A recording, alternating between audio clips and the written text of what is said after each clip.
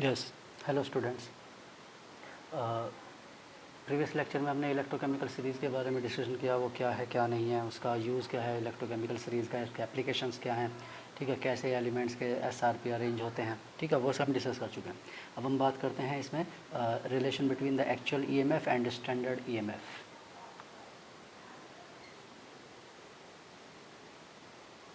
Relation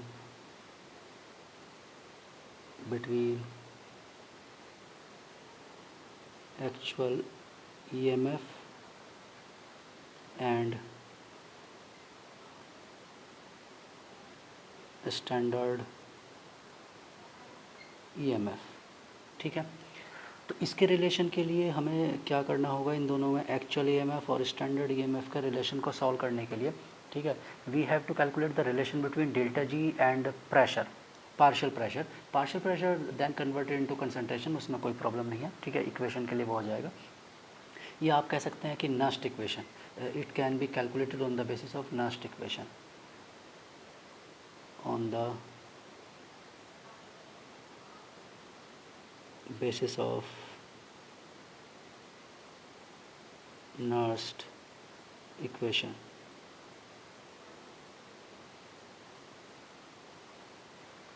ठीक है। अब नास्ट इक्वेशन का इससे क्या रिलेशन है, इलेक्ट्रो कंसंट्रेशन से या प्रेशर से, ठीक है, वो कैलकुलेट होता है, ठीक है, relation between delta G and partial pressure, ठीक, लिख लेते हैं, relation between delta G and partial pressure, ठीक है, partial pressures of the component, partial pressure of the component,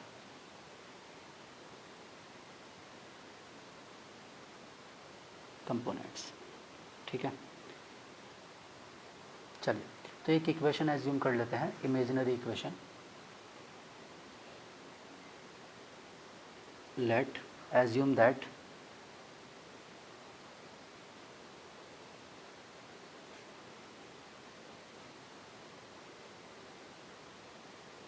there is an imaginary equation a plus b small a and b c d are the stoichiometry। ये हम इस type का reaction हम पहले भी कई बार डिस्कशन कर चुके हैं, इसलिए ज़्यादा डिटेल बताने की रिक्वायरमेंट, लिखने की रिक्वायरमेंट नहीं, बता देता हूँ मैं। a b c d these are the coefficients of the equation and capital A capital B are the reactant, capital C and capital D are the product. और इनमें से सभी क्या हैं, गैसियस हैं। अभी हम गैसियस एज्यूम करके चल रहे हैं, क्योंकि हमें डेल्टा जी का एक्चुअल रिलेशन कंसंट्रेशन के साथ नहीं होता है, ठीक है, बुक्स में डायरेक्ट लिख देते हैं, लेकिन वो एक्चुअल में कंसंट्रेशन के साथ रिलेशन नहीं होता है। डेल्टा जी का रिलेशन पार्शियल प्रेशर से होता है, बट पार्शियल प्रेशर में भी रिप्लेस बाय कंसंट्रेशन, वो अब आगे लिख लेंगे, ठीक है। क्योंकि इसका डेल्टा एन जी क्या रहेगा, इसमें किसी कोई भी गैसियस फॉर्म में हम इसे डेल्टा एन जी की वैल्यू जीरो होगी, जितने गैसियस रिएक्टेंट हैं उतने ही गैसियस प्रोडक्ट होंगे, ठीक है। नंबर ऑफ गैसेस रिएक्टेंट मतलब जीरो होंगे। जनरली आप जब रिएक्शन से देखेंगे तो उसमें ना कोई रिएक्टेंट में कोई गैस होगा ना प्रोडक्ट में, क्योंकि मेटल मेटल आयन में डिजोल्व होगा, सॉलिड होते हैं, एक्वस होते हैं, ठीक है। ऐसे ही मेटल मेटल आयन में तो जनरली वही होते हैं, तो वो इजीली हम रिप्लेस कर लेंगे, कोई दिक्कत नहीं है, ठीक है। तो ये इक्वेशन है, इमेजिनरी इक्वेशन है, ठीक। और इसमें ये गैसेस हैं, reactant and products are in gases state,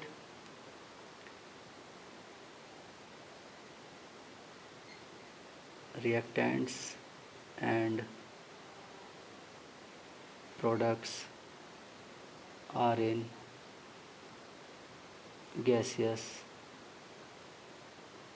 state, ठीक है, आर इन गैसेस स्टेट, ठीक है। तो जो हम डेरिवेशन कर रहे हैं वो गैसेस स्टेट का डेरिवेशन कर रहे हैं, ठीक है। जी क्या होता है, जी इक्वल टू होता है एच माइनस टी एस, ठीक है, थर्मोडाइनमिक्स से इसका रिलेशन होगा, ठीक। और एच क्या होता है, एच होता है ई या यू लिख सकते हैं, ठीक है, plus P V work minus T S, ठीक है। अब हम क्या करते हैं, इसे डिफ्रेंशिएट करते हैं, ठीक है। तो ये क्या होगा, डिफ्रेंशिएशन पर डी जी इक्वल टू क्या होगा, D E plus P D V plus V D P minus T D S minus S D T, ठीक है, ये होगा। अब हमारे पास में इक्वेशंस और भी होती हैं, ठीक है। इक्वेशंस क्या होगी, हमारे पास ये है डी जी इक्वल टू हो जाएगा D Q plus V D P minus T D S minus S T D. ऐसा क्यों लिखा हमने?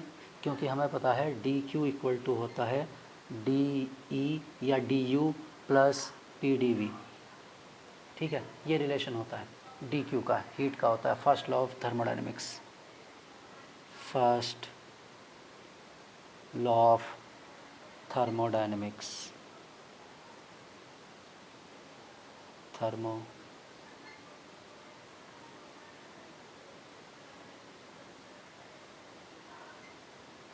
डायनामिक्स। ठीक है, थर्मोडायनामिक्स का। ठीक है, तो ये रिलेशन, तो इसके प्लेस पर डी, इसके प्लेस पर हमने डी क्यू लिख दिया। ठीक है, अब इसके बाद में डी क्यू और टी डी एस ये क्या होगा, ये कैंसिल आउट हो जाएगा। ठीक है, डी क्यू प्लस का है और ये माइनस का है, तो डी जी इक्वल टू हो जाएगा V D P minus S D T. अब आप कहेंगे कि ऐसा क्यों हो गया? क्योंकि डी क्यू किसका इक्वल होता है? डी एस इक्वल टू होता है, डी एस इक्वल टू होता है D Q by T.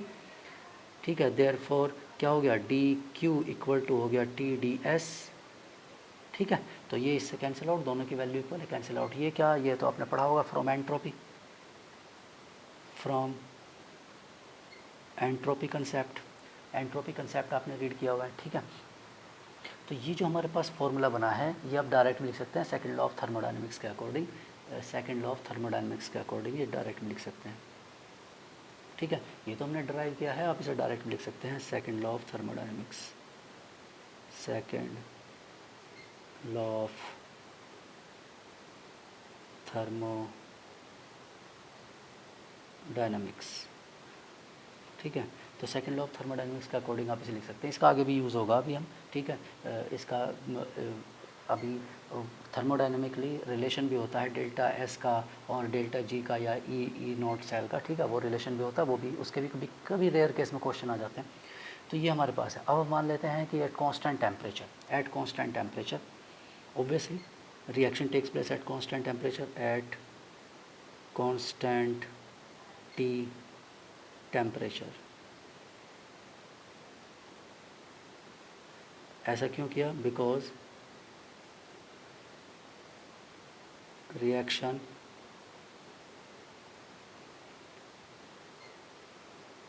takes place at particular temperature। Reaction एक पर्टिकुलर टेम्परेचर पर होगा, इसलिए कांस्टेंट टेम्परेचर है, कांस्टेंट टेम्परेचर, तो देयरफॉर क्या होगा, डी जी इक्वल टू हो गया वी डी पी, केवल ये पार्ट रह गया। ठीक है, एस डी टी तो यहाँ से रिमूव हो गया, वो तो कांस्टेंट टेम्परेचर की वजह से हो गया। ठीक है, तो हम इसे क्या करते हैं, इंटीग्रेट करते हैं। ठीक, इंटीग्रेशन के लिए हमारे पास में लिमिट क्या है, स्टैंडर्ड टू जी, और वी को रिप्लेस कर देते हैं प्रेशर से। ठीक है, पी नॉट टू पी, ठीक, और R T D P upon P. और हमने ऐसा क्यों किया? क्योंकि वॉल्यूम इक्वल टू होता है R T upon P, P V equal to N R T होता है for 1 mole ideal gas, for 1 mole ideal gas. तो 1 मोल आइडियल गैस के लिए होता है, इसलिए हमने लिमिट, तो यानी कि जब पी नोट प्रेशर होगा तो जी नोट गिब्स एनर्जी होगी, और जब पी प्रेशर होगा तो जी एनर्जी होगी। तो हमने इसे लिमिट से हमारे पास में तो इंटीग्रेट कर दिया। ठीक है, अब इंटीग्रेट किया है तो उसके बाद में क्या होगा, G minus G naught equal to क्या होगा, R T L N P upon P naught. ठीक है, और इसे लिख सकते हैं R T L N P. ऐसे क्यों लिख सकते हैं? क्योंकि पी नोट ऑलवेज़ क्या होता है, 180 एम होता है, P naught always 180 M. Standard condition में आपको पता है, स्टैंडर्ड कंडीशन ऑफ प्रेशर को 180 एम ही लिखा जाता है, पहले भी लिखवाया हुआ है, चेंज ही नहीं होना है। ठीक है, तो इसलिए always standard condition P not standard pressure है। ठीक है, तो हमारे पास में ये इक्वेशन आ गई। ठीक है, क्या इक्वेशन आ गई, G minus G naught equal to R T L N P. ठीक है, ये इक्वेशन आ गई। अब हम इस इक्वेशन को क्या कर सकते हैं, for a moles of A, for a moles of A for B, moles of B, for C, moles of C, and for D, moles of D।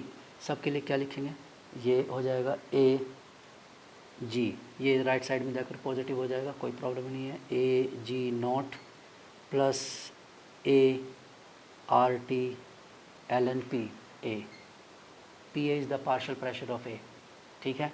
और ऐसे ही इसके लिए हो जाएगा B G equal to B G naught plus B R T ln partial pressure of B, ठीक है।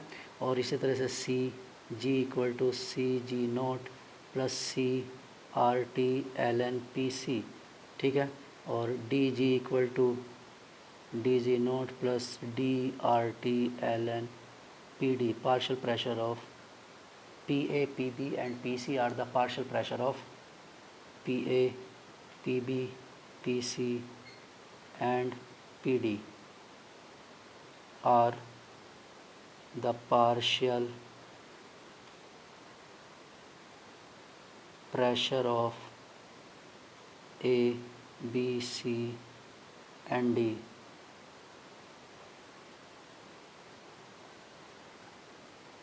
ठीक है, रेस्पेक्टिवली।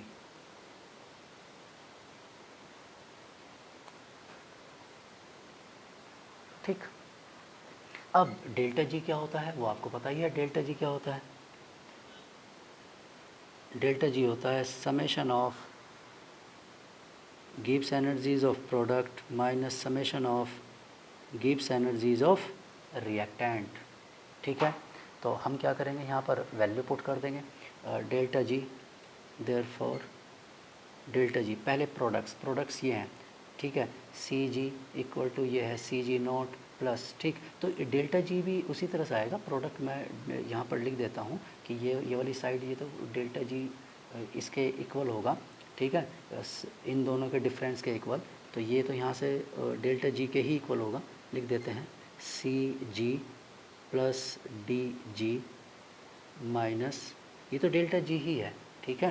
तो पहले लिखो या बाद में लिखो, कोई वो उसमें दिक्कत नहीं है, ठीक है। जैसे यहाँ पर राइट साइड में लिखा है ऐसे ही लेफ़्ट साइड में भी होगा, मतलब ये स्टैंड जैसे इसके लिए है वैसे ही स्टैंडर्ड के लिए हो। एंड मैं लिख देता हूँ delta G naught equal to क्या होगा, summation of delta G naught of वो G naught of product minus summation of G naught of reactant,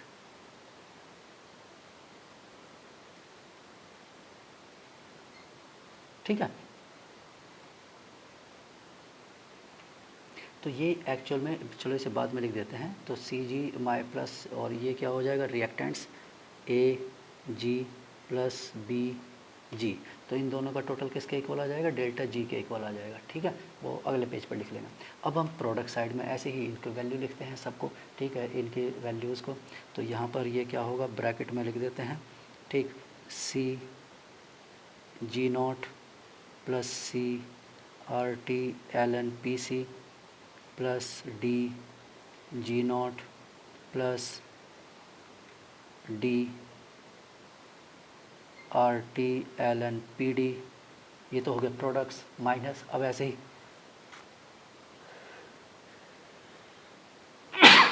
sorry ऐसे ही रिएक्टेंट्स के लिए लिख देते हैं। रिएक्टेंट भी ऐसे ही होंगे, A G naught plus A R T L N P A plus B G naught plus B R T L N P B, ठीक है। तो ये है। अब हम क्या करेंगे, इसकी वैल्यू को पुट कर देते हैं, नेक्स्ट पेज पर लिख देते हैं, ठीक है। मैं इसे शो कर देता हूँ, ठीक। तो यहाँ पर क्या होगा, इन दोनों का डिफरेंस तो क्या हो जाएगा, डेल्टा जी हो जाएगा, डेल्टा जी, ठीक है। अब इसमें यहाँ से देखो, ये C G naught D G naught positive है और ए जी नॉट और बी जी नॉट नेगेटिव है, माइनस के साथ है ना। तो इसका मतलब है इनके प्लेस पर क्या आ जाएगा, इनके प्लेस पर ये ए और बी, इन सब के प्लेस पर क्या आ जाएगा, डेल्टा जी नॉट आ जाएगा। तो यहाँ आ जाएगा डेल्टा जी नॉट, ठीक है। नीचे लिख सकते हो या ऊपर लिख सकते हो, इससे कोई इफेक्ट नहीं पड़ता, ठीक है। जी नॉट को कहीं भी लिख सकते हैं, नॉट नीचे या ऊपर, उससे दिक्कत नहीं है कुछ भी, ठीक, अब जो बचता है वो क्या बचा, ये यहाँ पर बचा हुआ है CRTLN, तो C की पावर PC की पावर C हो जाएगा, PD की पावर D हो जाएगा, तो ये तो पॉजिटिव में है, तो RTLN क्या आ जाएगा पॉजिटिव में RTLN। ठीक है, अब ये तो पॉजिटिव है तो ऊपर होंगे PC raise to power C, PD raise to power D upon, अब ये नेगेटिव है तो P रे और PV raise to power B। ठीक है, इस तरह से। ठीक, क्लियर। तो ये जो टर्म है ये सी मल्टीप्लाई हो तो पावर में है, ये भी मल्टीप्लाई पावर में है इसकी, और ये दोनों पॉजिटिव हैं तो एल एन के साथ और टॉप उसमें रहेंगे, और ये नेगेटिव है तो एल एन नेगेटिव टर्म्स में अगर उसे एक साथ लिखेंगे तो ये डिवाइड में आएगा। ठीक है, चलिए, तो हम यहाँ से इसे क्या लिख सकते हैं, डेल्टा जी इक्वल टू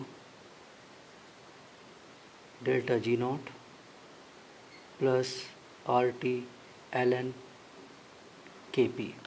तो एक्चुअल में तो रिलेशन ये होता है। ठीक है, clear. But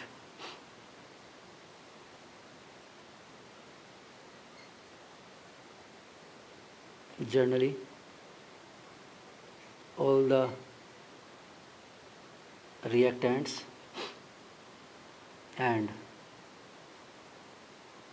products, all generally the reactants ऐसे लिखते हैं, generally the reactants and products are in the are in aqueous solution form, aqueous solution form में होते हैं। ठीक है, सम आर सॉलिड और प्योर लिक्विड, और प्योर सॉलिड प्योर लिक्विड की एक्टिविटी तो क्या लेते हैं हम 1 लेते हैं। ठीक है, aqueous solution form, therefore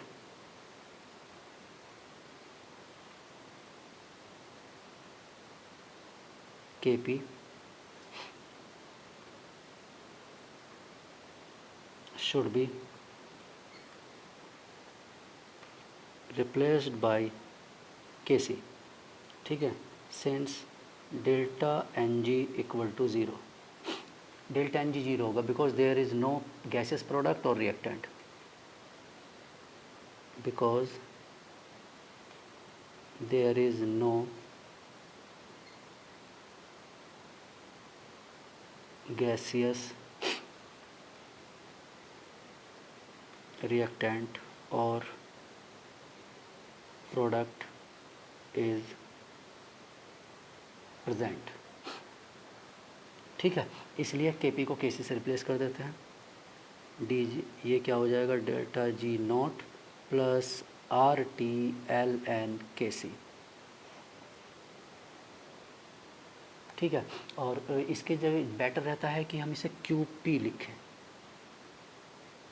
KP के प्लेस पर Q लिखें, वो ज़्यादा बेटर रहेगा,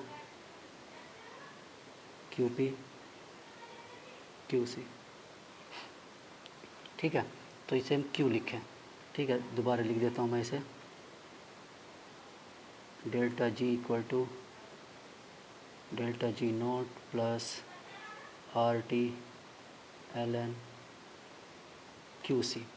ठीक है, QC रिएक्शन कोएफिशिएंट, क्योंकि इक्विलिब्रियम कांस्टेंट होगा तो डेल्टा जी की वैल्यू क्या हो जाएगी, 0 हो जाएगी, इसलिए हमने इसे QC लिखा। ठीक है, QP reaction coefficient,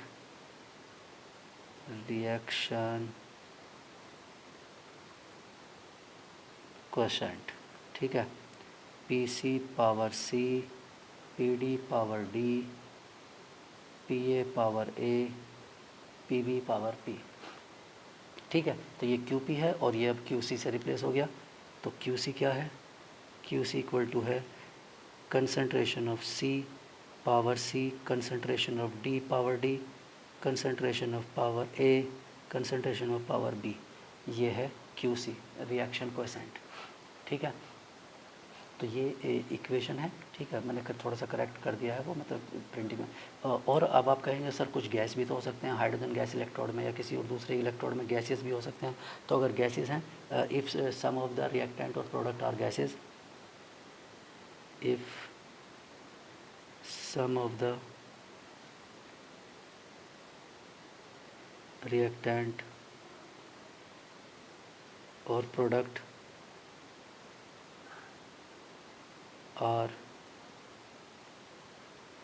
gas, then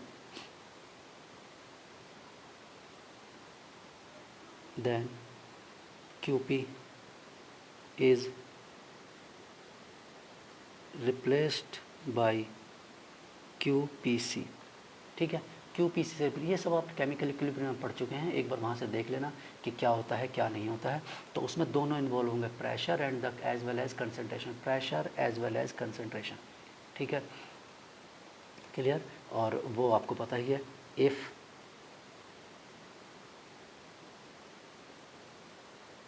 some of the reactant or product are pure solid, ठीक है, और liquid,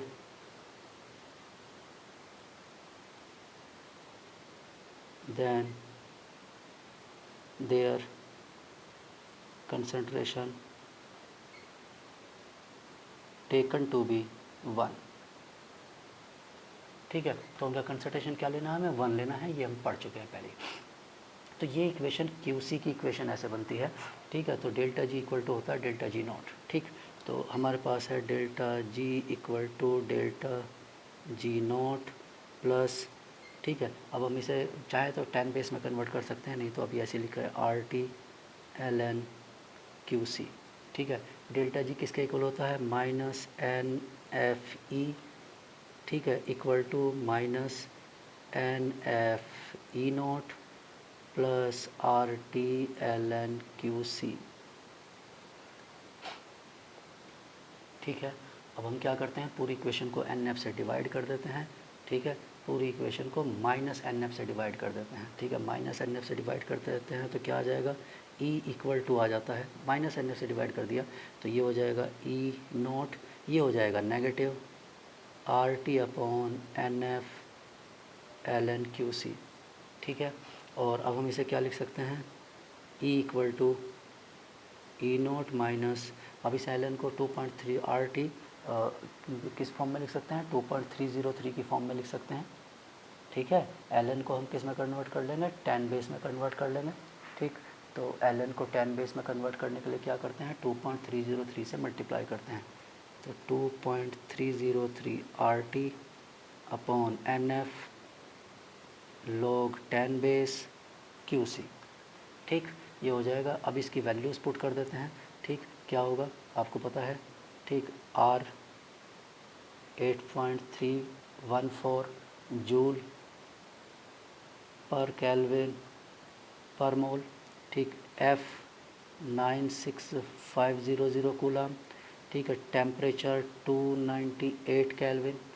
ठीक, 298 केल्विन ही लेकर चलते हैं, स्टैंडर्ड टेम्परेचर लेते हैं मेनली, वैसे टेम्परेचर कुछ और भी हो सकता है। तो अब इनकी वैल्यूज़ को जब हम पुट करेंगे तो we got E equal to E naught minus, अब ये हो जाता है 0.0591 अपॉन N log QC। ठीक है, it is known as Nernst equation.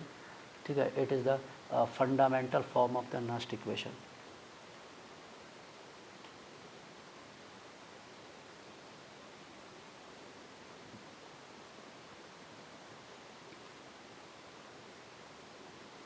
Nernst equation. ठीक है,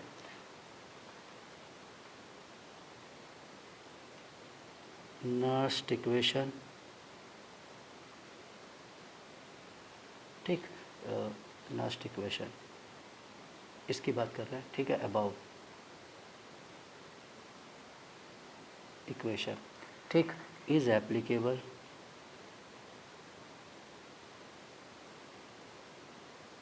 applicable to half cell, any half cell EMF as well as the overall cell EMF। ठीक है, तो ये याद रखना ये नास्ट इक्वेशन, ये इक्वेशन सभी के लिए वैलिड है। आप इसे हाफ सेल के लिए भी यूज़ कर सकते हैं, ठीक, आप इसे फुल सेल के लिए भी यूज़ कर सकते हैं, किसी के लिए भी यूज़ कर सकते हैं, ठीक है। कोई भी वैल्यू आप सॉल्व कर सकते हैं, ठीक। जैसे अगर हम कोई भी इक्वेशन सेलेक्ट करते हैं, ठीक, तो उससे रिलेटेड हम इस इक्वेशन को लिख सकते हैं, ठीक। क्लियर, मतलब रिडक्शन के लिए लिख सकते हैं, ऑक्सीडेशन के लिए लिख सकते हैं, ठीक है, किसी के लिए भी लिखा जा सकता है। जैसे हमें मान लो कैलकुलेट करना है, calculate the oxidation potential develop, oxidation मैंने कहा ना कोई भी कैलकुलेशन कर सकते हैं। For example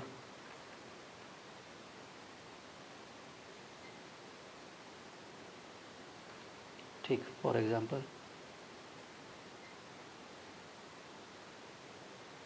calculation of oxidation potential of calculation of oxidation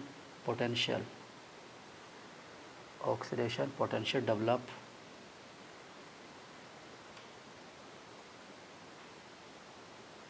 developed when Zn zinc rod is immersed in Zn rod is immersed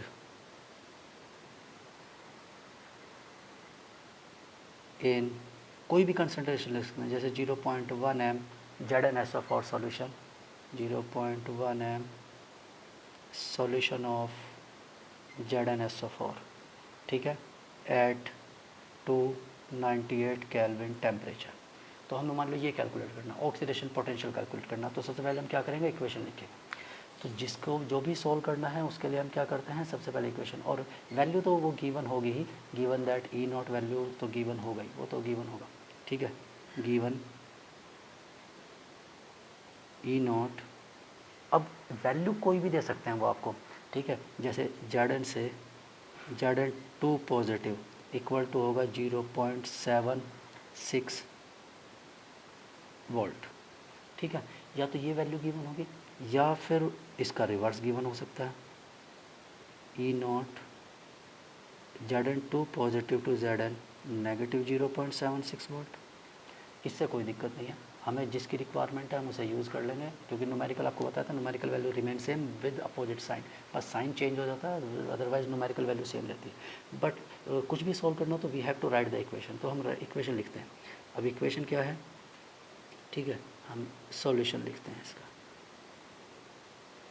ठीक। हमारे पास है Zn सॉलिड, और Zn सॉलिड किस में कन्वर्ट हो रहा है, Zn2 positive aqueous plus loss of 2 electron.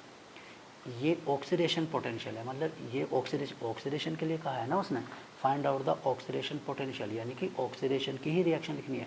अगर वो रिडक्शन पोटेंशियल की बात करता तो हम क्या लिखते हैं, रिडक्शन का रिएक्शन लिखते हैं, ठीक है। तो ये इक्वेशन है, ठीक। अब इस इक्वेशन के लिए हम क्या करेंगे, लिख देते हैं ई, लास्ट इक्वेशन डायरेक्ट ई। अब सोल्व क्या करना है, Zn से Zn2 पॉजिटिव, ये है ऑक्सीडेशन पोटेंशियल। मैंने कहा था ना लेफ़्ट टू राइट चेक करते हैं, लेफ़्ट टू राइट, ये ऑक्सीडेशन पोटेंशियल है, इक्वल टू ई नॉट। जब ये ऑक्सीडेशन का लिखा है तो ये भी ऑक्सीडेशन के लिए ही होगा, Zn2 पॉजिटिव, माइनस साइन ये चेंज नहीं होता है, 0.0591 डिवाइड बाय। अब ये 0.0591 क्यों लिखा है, क्योंकि टेम्परेचर क्या दिया हुआ है, टेम्परेचर है 298, तो इस टेम्परेचर पर यही वैल्यू आती है, आर की वैल्यू को पुट करने पर फैराडे की वैल्यू को और टेम्परेचर की वैल्यू को 2.303 है, इससे ये आंसर आता है। अब N is the number of electron take part in, ठीक, एन क्या है, number of electron take part in reduction, oxidation और सेल रिएक्शन, ठीक है। तो मैं लिख देता हूँ यहाँ पर, ये जो एन है यहाँ पर ये एन इन्वॉल्व हो रहा है, N is the number of electron, N equal to number of electrons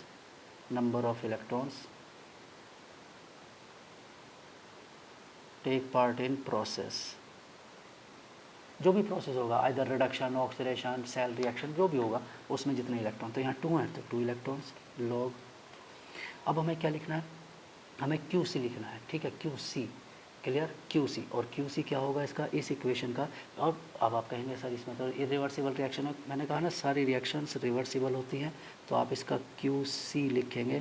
तो QC आप लिखेंगे Zn2 पॉजिटिव अपॉन Zn, और ये हो जाएगा किसके इक्वल, Zn2 पॉजिटिव के इक्वल हो जाएगा। क्यों, क्योंकि इसकी वैल्यू तो क्या होगी, 1 होगा, since Zn solid equal to 1, इसकी वैल्यू 1 है। फिर भी हम लिख देते हैं Zn2 पॉजिटिव अपॉन 1, इस तरह से लिख देता हूँ मैं, ठीक है। तो ये प्रोडक्ट है, product divide by reactant. QC हमको एक बार फिर पढ़ना पड़ेगा, केमिकल इक्विलिब्रियम से पढ़ लेना, एक प्रोडक्ट अपॉन रिएक्टेंट होता है ये ऑलवेज, ठीक है। अब इनकी वैल्यू पुट करते हैं। अब देखिए इसकी वैल्यू क्या गिवन है, पॉजिटिव 0.76। मान लो ये नहीं होता, हमारे पास ये डेटा नहीं है, ये वाला डेटा है, कोई दिक्कत नहीं। हमारे पास है डेटा रिडक्शन का, वी हैव रिडक्शन डेटा, लेकिन हमें लिखना है ऑक्सीडेशन डेटा, तो इसे डायरेक्ट नहीं लिखेंगे। हम क्या करेंगे, इसका साइन चेंज कर देंगे, न्यूमेरिकल वैल्यू वही रखेंगे। तो ये हो जाएगा 0.76, 0.0591 अपॉन 2 लॉग। अब ये Zn2 पॉजिटिव की वैल्यू कंसनट्रेशन गिवन है, क्या गिवन है, वैन Zn मर्ज्ड इन 0.1 m सॉल्यूशन, 0.1 m, यानी कंसनट्रेशन ऑफ Zn इज 0.1, तो ये 0.1 है। अब log 0.1 की वैल्यू क्या होगी वो आप पुट कर लीजिए। तो ये क्या हो जाएगा, 0.76 माइनस, ठीक, 0.0591 अपॉन 2, तो ये है log 1/10। एक तरह से 1/10 यानी log 1 तो 0 होता है, log 10 कितना होता है, -1, यानी कि ये -1 है, इंटू -1। तो ये हो जाएगा प्लस माइनस माइनस प्लस, और इसे डिवाइड कर दीजिए 0.02, ठीक है, और 9, ठीक है, 15 2 19 हो गया ना, 18 और 11 2 अप्रोक्स इतना आ गया, ठीक है। Therefore E Zn2 positive equal to, इसे ऐड कर दीजिए, इसमें कितना हो, तो 0.76, ये तो कितना हो जाएगा 7, और ये तो 7 ही आएगा, 6 और 2 यानी 8, यानी 0.7895 वोल्ट, ठीक है। इतना आंसर आ गया, क्लियर। तो इस तरह से आप इसे सॉल्व कर सकते हैं, ठीक। ये है हाफ सेल के लिए। किसी भी हाफ सेल के लिए लिखना होगा इसी तरह से आपको लिखना होगा। अब मान लो एक कंप्लीट सेल की बात करते हैं, कोई भी एक कंप्लीट सेल, ठीक है। मान लेते हैं कि हमने एक कोई भी एनी कंप्लीट सेल, चलो एक कंप्लीट सेल ले लेते हैं, क्या लेते हैं एग्जांपल, जिंक कॉपर का एग्जांपल भी ले सकते हैं, ठीक है, या कोई और एग्जांपल,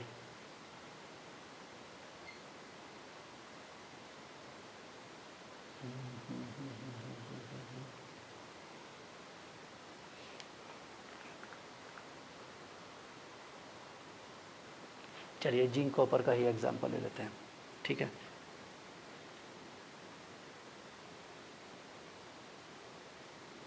कंप्लीट सेल का एक एग्जांपल लिख लेते हैं, एग्जांपल, ठीक है।